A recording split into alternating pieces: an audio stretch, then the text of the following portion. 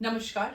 आज मैं डॉक्टर हेमा कपूर ठकराल आप सबके सामने एक लेकर आई हूँ एक और वॉरियर को, जिसकी इंट्रोडक्शन देने से पहले मैं ये बताना चाहूंगी कि मैंने उसे सबसे पहले देखा था जब वो 3 महीने का था। यस, सही सुना आपने, 3 महीने। और आज जब वो मेरे पास बैठा है, उसके आगे बहुत सारे मेडल्स हैं। उसने बहुत अपने जीवन में संघर्षों में आगे बढ़कर बहुत कुछ हासिल किया है। तो मैं वेलकम करना चाहूंगी अनमोल साहनी का। एंड नाउ अनमोल, अभी क्या एज है आपकी? 16 ईयर्स, राइट? तो तुम्हें मेरी शक्ल याद है क्या? नहीं, तुम्हें मेरी शक्ल याद नहीं है? मैं 3 मंथ्स का था तब तुम 3 मंथ्स के थे और हमने 2 इयर्स तक आपको देखा था। और उसके बाद भी जब हम कंसल्ट में रहे तो मम्मी पापा के थ्रू फोन पे रहे, तो आपसे कभी बात नहीं हुई, राइट? जी नहीं, मेरे से ठीक है, ओके। बताया था मम्मी ने आपके बारे में, लेकिन ऐसे मैं फेस तो नहीं। ठीक है, नो वरीज। अच्छा, ये बताओ कि अनमोल, आज मैं चाहती हूँ कि इस प्लेटफॉर्म के जरिए तुम सबको बता सको कि डर के आगे भी जीत होती है ना? और कोशिश करने वालों की कभी हार नहीं होती, है ना? तो मैं चाहती हूँ कि अपने एक्सपीरियंस शेयर करो हमारे साथ कि कैसा बीता बचपन। अगर हम मेडल से आने से पहले बचपन में कैसा रहा, मतलब जब से तुम्हें याद है। मैं स्कूल जाता था तो स्कूल लाइफ मेरी थोड़ी टफ थी। सुबह उठ के मतलब वो मैं कैलिपर्स पहन के, स्टिक्स पहन के स्कूल जाता था। तो फिर उसमें फिर रिक्शा में बैठना उतरना तो थोड़ा मेरे लिए डिफिकल्ट होता था, लेकिन मैं कर लेता था। मुझे पता था कि स्कूल जाना नेसेसरी है। मैं वहाँ जाता था, पढ़ता था और फिर दोस्तों के साथ बातें भी करता था। मैं शुरू में तो ऐसे ज्यादा फ्रेंड्स नहीं बने, कोई तो मेरे से दूर भी रहता था। ये मतलब बोल के मैं वो यही बोलते थे वो होते हैं। तो फिर धीरे धीरे मैंने फ्रेंड्स बनाना शुरू करे, 1-2 फ्रेंड्स बने। लेकिन फिर मैं उनसे ज्यादा बात नहीं करता था, क्योंकि वो ना पीठ पीछे जो बोलते हैं ना लोग, तो फिर मैं ज्यादा ऐसे करते, क्योंकि मैं तो छोटा बच्चा था, मेरे को इतना पता भी नहीं था। तो फिर मैं ज्यादा बस घबरा सा रहता था, क्योंकि मेरे को बहुत चैलेंजिंग रहता था। आई कैन से कि आज जो अनमोल हमारे सामने बैठा है, he is a super confident boy. तो आज तो नहीं घबरा रहे हो ना? नहीं। So he is a super hero now, जिसने इतने सारे मेडल्स जीते। तो मुझे बताओ कि शूटिंग कैसे शुरुआत हुई, शूटिंग की? बस मेरी मम्मा को ही पता चला कि अवानी लेखारा ने जब 2024 में पैरालंपिक में गोल्ड जीता, तो मम्मी उनसे ही इंस्पायर होके कहा कि तू भी अगर ज्वाइन कर शूटिंग, देखते हैं कि पैशन अगर है, अगर तेरी इंटरेस्ट है शूटिंग में। तो फिर मम्मा साइड में ही है, स्टार पैलेस के साइड में ही वो है ईगल आई शूटिंग अकेडमी। फिर हम वहाँ पे गए, मैंने सीखा थोड़ा बहुत। मेरे को ये थोड़ा बहुत तो इंटरेस्ट अभी शुरू में नहीं बना था। इंटरेस्ट ये था कि वो राइफल पकड़नी सिखाते थे, कि राइफल कैसे पकड़ते हैं, शॉट चलवाते थे। शुरू में तो ये था कि मैं बोर हो जाता था वहाँ जाके। मेरे को लगता था कि क्या है, बस शॉट ही तो चलाने हैं। लेकिन फिर उसके बाद ये है कि चलो करके देख लेते, क्योंकि तब फ्री टाइम था मेरे पास, दोपहर का ही फ्री टाइम था। तो फिर मैं वापस जाता था, 1 घंटा ही मैं शुरू में प्रैक्टिस करता था। फिर उसके बाद मेरा धीरे धीरे इंटरेस्ट आने लगा। वहाँ पे फिर फ्रेंड्स भी बने वहाँ पे, उन्होंने बताया कि शूटिंग में क्या होता है, कैसे होता है। फिर ये था चलो कर लेते हैं ट्राई, और वो ट्राई से ही अब इतने सारे मेडल्स आ पाए मेरे पास। एक्सीलेंट, वाह, बहुत ही बढ़िया बात है। अगर उतने ट्रायल से इतने मेडल आ सकते हैं, तो मुझे लगता है अगली बार तो फिर क्या गोल बनाया है अनमोल ने आगे? मेरे को तब ना यही हो गया था कि मेरे को मम्मी को मैं बताने वाला था कि मेरे को अभी नहीं हो रहा अभी शूटिंग का, मतलब मेरे को ज्यादा इंटरेस्ट नहीं आ रहा था। लेकिन मम्मी ने यही बोला था कि करके देख। तो यही सोचा कि चलो 3-4 मंथ्स तो ट्राई कर लेते, क्या हो जाएगा। तो 3-4 मंथ्स में फिर मेरे कोच ने बोला आजा ये कंपटीशन खेलने चलते हैं। मैंने कहा चलो ठीक है, कम से कम कहीं बाहर तो निकलूंगा। यहाँ पे तो कौन सा पहला कंपटीशन तुमने खेला था? प्राइवेट मैच था, बरौत में था। अच्छा, वहाँ पे खेला, लेकिन पहले मैच में यही था कि बस बहुत ज्यादा घबराहट हो रही थी, क्योंकि पहला था, इतने सारे लोग थे। और फिर वो एक टाइम पे बताते इस टाइम पे शूट करना है, इस टाइम पे रोकना है। तो यही था। मैंने कहा चलो, मेरे कोच थे साइड में, उन्होंने यही बोला चल तू जो मैं कहूंगा वो कर। तो फिर उनके बेसिस पे फिर मेरा अच्छा स्कोर आया था। फिर वहाँ पे मैंने गोल्ड मेडल जीता था, अपना first medal. Very good, very good. तो वो मेडल कौन सा है इनमें से? वो मेडल ये।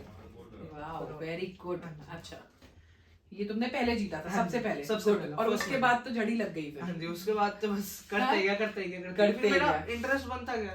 वो चलो ठीक है, मेडल तो जीत गया। मेडल से क्या होता है, कॉन्फिडेंस आ जाता है कि आपने मेडल जीता, और वो भी गोल्ड मेडल। बिल्कुल। तो फिर उसके बाद मैं चलो अब करते हैं, कुछ करना है। तो अब नेक्स्ट क्या है? अब नेक्स्ट मेरा सेलेक्ट इंडियन टीम का ट्रायल है। अच्छा, वेरी गुड। वहाँ पे मार्च में है वो, तो उसके लिए भी बस अभी तैयारी चल रही है, उसके लिए भी बेस्ट दे रहा हूँ अपना। तो अभी तुम्हारा डेली रूटीन कैसा होता है? कितने बजे अपना दिन शुरू करते हो? क्या क्या करते हो दिन भर में? वैसे मेरे सुबह 7 बजे शुरू होता है डेली। Okay.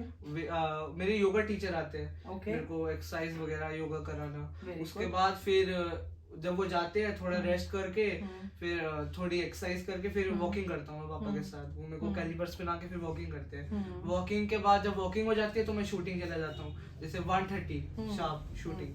1:30 से मैं अप्रॉक्स 3 तक मैं शूटिंग करता हूँ। उसके बाद फिर मेरा 2 आवर्स का रेस्ट होता है। 2 आवर्स के बाद की जैसे फिर 2 आवर्स बाद पापा आ जाते हैं शॉप से, फिर मैं फिर से वॉकिंग करने लग जाता हूँ या एक्सरसाइज वगैरह वैसे। फिर वो भी 2 आवर्स में कंप्लीट हो जाता है। उसके बाद फिर अब मैं रेस्ट करता हूँ, या तो फिर मैं बाहर चले जाता हूँ थोड़ी देर फ्रेश होने। वो कहाँ जाते हो फ्रेश होने? बस यही मेरा कॉलोनी है वहीं पे ही। अच्छा। वहाँ पे खेलते थे बच्चे, बस वहीं पे जाता हूँ, उनके साथ बात करता हूँ। तो जैसे कि हम जानते हैं कि कभी भी कोई इमारत तभी खड़ी होती है और तभी बढ़िया होती है जब उसकी नींव बहुत स्ट्रांग होती है। और जब भी हम बच्चों के बारे में बात करते हैं तो माँ बाप का एक बहुत ही अहम रोल होता है। और यहाँ पर जिस भी सक्सेसफुल बच्चे को हम देखते हैं उनके पीछे एक बहुत ही सुपर स्ट्रांग सुपर ना को ना हार मानने वाले माँ बाप होते हैं। तो आज हम स्वागत करते हैं अनमोल साहनी की मम्मा का। Thank you so much Megha ji, right? आप हमारे साथ आए एंड मैं चाहती हूँ कि आप बताएं कि कैसी फीलिंग है पहली चीज तो। Thank you so much first of all ma'am हमें बुलाने के लिए यहाँ पर और सबको बताने के लिए कि अनमोल ने कितना किया है और कैसे यहाँ तक पहुँचा है। Thank you so much. और मैम जर्नी तो बहुत हार्ड रही है ऑब्वियसली कि ऐसे प्रॉब्लम के साथ यहाँ तक आना ऑब्वियसली हमारे लिए भी बहुत मुश्किल था। लेकिन सारे चैलेंजेस को हम ओवरकम कर पाए क्योंकि बच्चा जब आपका सपोर्ट करता है तो ऑब्वियसली आप उस चीज को बहुत जल्दी कवर कर लेते हो। और इसने अनमोल ने हमारा बहुत साथ दिया है और जो हम इसको बोलते गए ये करता गया। तो Anmol is a good boy. Anmol is a very good boy. Anmol सब बात मानता है और करता है। पूरी मेहनत की है इसने अपनी यहाँ तक आने में। जैसे इसने शूटिंग कंपटीशन में जैसे इसने किया है, अपना लेबर किया, अपनी मेहनत की, बहुत अच्छे से की और पूरा इसने अपना 100% दिया। मुझे ये लगता है कि अगर आप साफ नीयत से और अच्छी उससे कुछ करते हो तो आपको जरूर भगवान कुछ ना कुछ आपको उसका रिवॉर्ड देता है और वही अनमोल को मिला है। बिल्कुल। और हमें मिला है, हमारे लिए बहुत बड़ी बात है और बहुत गर्व की बात है कि अनमोल हमारा प्यारा सा बच्चा है। बिल्कुल बिल्कुल प्यारा सा बच्चा जो बड़ा हो रहे वाला है, एकदम इतना बड़ा हो गया है, राइट मैम?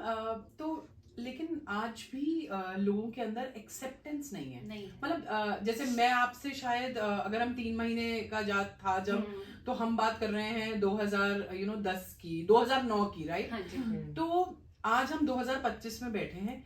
लेकिन मैं जानना चाहती हूँ कि जैसे आपने तो ये जर्नी तय की, लेकिन क्या लगता है आपको अभी लोगों की एक्सेप्टेंस में कुछ बदलाव आया है या फिर कितना, मतलब क्या कर सकते हैं हम लोग उस बदलाव को लाने के लिए? मैम वो तो बहुत जरूरी है। अगर आप पॉजिटिव थिंकिंग नहीं रखोगे तो ऑब्वियसली आप उस चीज से ओवरकम नहीं कर सकते हो। मेहनत करनी पड़ती है उस चीज से बाहर आने के लिए और उस चीज को छोड़ना पड़ता है कि जो हुआ वो हुआ। लेकिन अब आप उससे बाहर आओ, आप उसको कैसे आप उसे ओवरकम कर सकते हो, आप कैसे अपनी जर्नी के थ्रू आप उस टारगेट पे पहुंच सकते हो, तो वो बहुत जरूरी है। सबसे पहले आप अपने बच्चे की टैलेंट को पहचानो कि वो क्या उसके अंदर टैलेंट है और वो क्या आगे कर सकता है। तो मुझे लगता था अनमोल के अंदर ये टैलेंट है क्योंकि मैंने उसको देखा था कि वो जब भी कोई ऐसा निशाना लगाना होता तो बहुत अच्छा लगाता था वो। अच्छा, बचपन से निशानेबाज हो तो ओके। तो पॉजिटिव थिंकिंग होनी तो बहुत जरूरी है मैम। अगर पॉजिटिव थिंकिंग नहीं है तो आप कुछ भी नहीं कर सकते। आप वहीं बैठे रह जाओगे, रुके रह जाओगे। देखो जिंदगी चलने का काम है, तो अगर आप वहीं रुक जाओगे और अपने आप को ब्लेम करोगे, भगवान को ब्लेम करोगे कि हमारे साथ ऐसा क्यों हुआ और क्या, तो उसका कोई फायदा नहीं है एक्चुअली। तो आगे बढ़ने के लिए तो बहुत जरूरी है कि उस चीजों को ओवरकम करो और आगे बढ़ो। मैम मैं चाहती हूँ कि कोई एक ऐसा किस्सा आप हमारे साथ शेयर करना चाहें जहाँ पर एक्चुअली आपको यू रियली फेल्ट बैड, लेकिन फिर भी आपने अपने पॉजिटिविटी की वजह से आप उससे ओवरकम आए। मुझे लगता है ऐसे बहुत हुए होंगे, लेकिन कोई भी एक जो कि मतलब you were touched by heart, मतलब आपको लगा इससे बुरा तो जिंदगी में कुछ नहीं हो सकता, लेकिन फिर भी आपने कहा नहीं, मुझे पॉजिटिविटी अपने बच्चे के लिए आगे बढ़ना है। मैम एज अ मदर आप सोचो तो ये बहुत मुश्किल है, क्योंकि बहुत सारी चीजें होती थी जो एक बच्चा नॉर्मल बच्चा कर सकता है, but he is not able to do. तो जैसे बच्चों को बुलाया जाता था, जैसे पार्टीज में बच्चे जाते हैं, तो he was not able to go there, वो नहीं जा पाता था। तो मुझे बहुत बुरा लगता था, बहुत रोना भी आता था अंदर अंदर, पर मैं उसको नहीं बोलती थी, क्योंकि मुझे पता अगर मैं अगर लूज हो गई या मैं अगर, तो वो बच्चा भी फिर उस चीज को फील करेगा। तो मैं नहीं चाहती थी कि वो ये चीजें फील करे कि हाँ वो किसी चीज से कम है या कुछ भी ऐसा।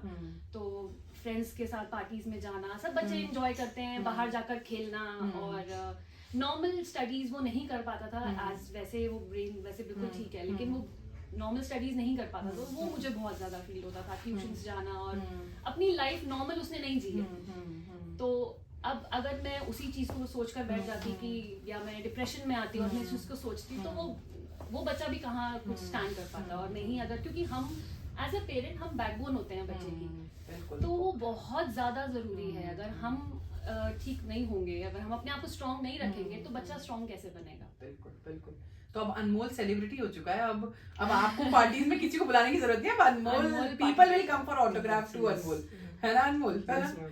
तो अनमोल ने सारे ऑड्स को डिफाई करके, एंड ऑफ कोर्स बहुत ही इंपॉर्टेंट आपने बोला कि माँ बाप बैकबोन होते हैं, है ना? तो उनका स्ट्रांग होना, और मुझे याद है कि यू बोथ हैव बीन, आपके हस्बैंड भी, you both have been very very motivated and dedicated, है ना मैम? मैं एक और चीज मैं चाहती हूँ कि आप बताएं कि थेरेपी का कितना इंपॉर्टेंट रोल होता है, मतलब किसी भी, क्योंकि आज भी हम पेरेंट्स से मिलते हैं जहाँ पर थेरेपी को, वो थेरेपी के अलावा सब कुछ करना चाहते हैं, लेकिन मैं एज अ पेरेंट आपसे जानना चाहती हूँ कि what do you want to tell people की कितना इंपॉर्टेंट है थेरेपी, और जल्दी करने से क्या फर्क आता है? जितनी जल्दी करेंगे उससे क्या, early intervention, what does that mean? Therapy तो मैम बहुत ज़्यादा इम्पोर्टेंट है। देखो, अपनी इमोशनल थेरेपी जो है, अगर पेरेंट अगर नहीं उस चीज़ को ओवरकम कर पा रहा है, और वो नहीं पहचान पा रहा है कि वो अपने आप को, it is not only related to the उसके बच्चों से नहीं, खुद से रिलेटेड भी बहुत ज़्यादा ज़रूरी है। और अगर मतलब एज अ पेरेंट वो नहीं सोच पा रहा है कि उसको आगे कैसे करना चाहिए, तो थेरेपिस्ट को वो से बात कर सकता है, ताकि वो ये पहचान सके, ये जान सके कि वो आगे कैसे बढ़ सकता है लाइफ में, क्योंकि लाइफ में आगे बढ़ना बहुत जरूरी है। आप नहीं रुक सकते एक जगह पर, तो उसके लिए तो थेरेपी इज वेरी इंपॉर्टेंट। क्योंकि मैम हमें एक जो बैरियर लगता है वो यही है कि जितना जल्दी हम कर पाएंगे उतना अच्छा इम्प्रूवमेंट होगा, है ना? मतलब मुझे लगता है कि आज अगर वो इतनी सब चीजें अचीव कर पा रहा है, इज बिकॉज आपने 3 महीने, है ना, 3 महीने का बच्चा बहुत ही छोटा होता है, आपने उसी टाइम स्टार्ट किया, and see that is how you have come to this level. नहीं तो अगर हम और वेट करते और नहीं एक्शन लेते, तो शायद आज चीजें वैसी नहीं होती जैसी दिख रही हैं। मैम फिजियोथेरेपी तो अभी भी मतलब हमने एक दिन भी कभी स्किप नहीं किया कि फिजियोथेरेपी जो है हम उसका वो रोके या कुछ भी, जैसे मर्जी हो फाइनेंशियली या जितने ऐसे मर्जी हो, हमने जो हमारे पास अवेलेबल थे तो हमने किया। तो वो हमने कभी एक दिन भी उसका स्किप नहीं होने दिया है। मैं ही लेकर जाती हूँ और मैं ही उसको थेरेपी छोड़ना और फिर लेने जाना, तो वो हम सब मैनेज किया है, मेरे हस्बैंड ने, मैंने मिलके हम दोनों ने मैनेज किया है। देखो, एक दूसरे के साथ से ही सब कुछ हो सकता है। तो हस्बैंड वाइफ का एक दूसरे को सपोर्ट करना भी बहुत ज्यादा इम्पोर्टेंट है, क्योंकि अगर एक सिंगल आप मदर पे आप डिपेंड हो जाओगे तो वो भी नहीं कर सकती है, या फिर ओनली फादर पे अगर ऐसा करे तो वो भी पॉसिबल नहीं है। दोनों का एक साथ मिलकर ये सब चीजें करना बहुत ज्यादा जरूरी है। सो अनमोल, मैं नेक्स्ट क्वेश्चन तुमसे पूछना चाहती हूँ कि तुम मम्मी का कितना हैंड होल्ड करते हो? मतलब मम्मी तुम्हारा कितना हाथ पकड़ती है? हर काम के लिए मम्मी हाथ पकड़ती है या खुद कर लेते हो? वैसे तो ज्यादातर काम के लिए मैं मम्मी को ही कहता हूँ, क्योंकि हर कोई तो मम्मी को ही कहता है कि मम्मी मेरा सामान का है, मम्मी ये का है, वो का है। लेकिन मम्मी तो एक है, फिर सारा काम मम्मी करेगी। नहीं, वैसे तो मैंने सीख लिया पहले से कि ज्यादा मम्मी को ज्यादा परेशान ना करूँ, लेकिन कोई चीज नहीं मिलती तो फिर मम्मी को ही कहना पड़ता है कि मम्मी ये ढूंढ के दे दो, वो ढूंढ के दे दो। मम्मी भी यही बोलती है कि बस कर, अब मुझे भी अपना कुछ करने दे यार, तू ही अपना बस करे जा रहा है। मैम, जैसे आप बताइए कि जब आप अनमोल को शूटिंग के लिए लेके जाने लगे, तो क्या क्या चैलेंजेस फेस किए? जैसे उसने बताया कि आपने ही उसके लिए ये ढूंढा, लेकिन फिर वो 2-3 महीने के बाद उसने he wanted to give up, तो क्या चैलेंजेस आपने फेस किया as a parent? Ma'am actually ले जाना और पहले वहाँ पर तो शुरू में तो हम वहाँ बैठते थे थोड़ी देर के लिए, क्योंकि एकदम से उसको छोड़ देना वहाँ पर कि अब तू, वो ऑब्वियसली नहीं हो सकता है। तो हम खुद जाते थे वहाँ पर, मेरे हस्बैंड भी जाते थे, मैं भी जाती थी, हम लोग और टर्न बाय टर्न जाते थे और वहाँ बैठना और उसको देखना कि वो ठीक से कर पा रहा है या नहीं कर पा रहा है। तो देखो मैम, चैलेंजेस तो हर एक की लाइफ में आते हैं, प्रॉब्लम्स आती हैं, लेकिन ये आप पे डिपेंड करता है कि आप उसको कैसे सॉल्व करते हो, उसको कैसे रिजॉल्व करते हो, ये आप पे डिपेंड करता है। और पॉजिटिव एटीट्यूड होना बहुत ज़रूरी है। अगर आपके अंदर पॉजिटिव एटीट्यूड है, आप सब प्रॉब्लम्स को ओवरकम कर जाओगे। और ऑब्वियसली नॉर्मल पेरेंट्स से तो देखो ज़्यादा प्रॉब्लम्स आती हैं। नॉर्मल देखो, हर बच्चा, हर पेरेंट अपने बच्चे के लिए कुछ ना कुछ करता है, सैक्रिफाइसेस करता है, सब कुछ करता है। लेकिन हाँ, हमारे साथ थोड़ी सी ज़्यादा प्रॉब्लम्स आ जाती हैं, पर उसको अगर आप नॉर्मल लेने लग जाओ तो कोई प्रॉब्लम आपको टिक नहीं पाएगी आपके आगे, और आप बहुत अच्छे से उसे ओवरकम कर सकते हो। क्योंकि मैं मानती हूँ कि every problem comes with a solution. Her problem का Yes, कोई ना ma'am. कोई सोल्यूशन होता है, लेकिन हम प्रॉब्लम पे फोकस ना करके सोल्यूशन पे फोकस करें तो हमेशा चीजें आसान हो जाती हैं, right? क्योंकि आपने ठान लिया कि करना है, तो आप हमेशा एक के बाद दूसरा, दूसरे के बाद तीसरा काम कर सकते हो। मैम, फॉल्ट्स ढूंढना भी बहुत आसान है। हाँ, बिल्कुल। सोल्यूशंस ढूंढना अगर आप अपनी हैबिट बना लेते हो तो आपके आगे कोई प्रॉब्लम कोई भी नहीं प्रॉब्लम नहीं होती। अच्छा मैम, यहाँ पर जैसे अनमोल का एक ट्विन ब्रदर भी है, राइट? क्या नाम है अनमोल उसका? आरव सानी। ठीक हाँ है। जी। लड़ाई होती है उससे? हाँ जी। कितनी, ज्यादा या कम? अब तो कम हो गई, अब नहीं होती ज्यादा। समझ जाते हैं कि हम ज्यादा लड़ाई नहीं करनी चाहिए, क्योंकि हम सगे भाई है। ओहो, सगे भाई हैं। ओके, तो मैम मैं ये भी चाहती हूँ कि आप बताएं कि हमारे पास बहुत सारे ऐसे पेरेंट्स आते हैं जो कहते हैं मैम हमारे पास छोटा बच्चा है इसलिए हम थेरेपी नहीं कर पा रहे हैं। तो लेकिन आपने 2 बच्चे, जिसमें से एक चाइल्ड विथ स्पेशल नीड्स था और एक नॉर्मल, उन दोनों को सेम एज है ना, ट्विन थे, कैसे डील किया? मतलब आपको क्या स्ट्रगल्स आए और आप क्या बताना चाहेंगे कि मतलब how do they overcome this struggles? Ma'am, husband wife हम दोनों ने मिलके किया है। अगर वो बच्चे को संभाल रहे हैं तो मैं इसको लेकर जाती थी, या फिर अगर वो इसको लेकर जा रहे हैं तो मैं उसे संभालती थी। एंड सेकेंडली हमारी जॉइंट फैमिली भी थी, तो उससे भी बहुत हमें हेल्प मिली है। हमारे मतलब मदर लॉ वगैरह, तो उससे भी हमें बहुत हेल्प मिली है। तो हमारा सपोर्ट सिस्टम हमारे पास हमेशा रेडी था, और तो बहुत ज़्यादा प्रॉब्लम्स नहीं हुई हैं। वो भी बहुत सॉफ्ट और बहुत प्यारा बच्चा है, उसने भी हमें बहुत सपोर्ट किया है।